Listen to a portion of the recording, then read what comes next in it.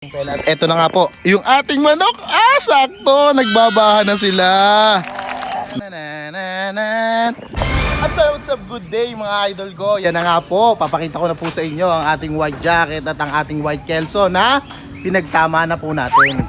At so yun na nga mga idol, nandito na tayo sa ating flying pen. At eto na nga po, yung ating manok. Sakto, nagbabaha na sila.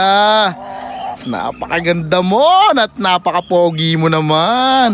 At so yun nga mga idol, ito nga po ang ating white kelso at ang ating white jacket na nag-champion. And then yung white kelso natin, galing po sa ating butihing kaibigan. Bali ano po to swapping.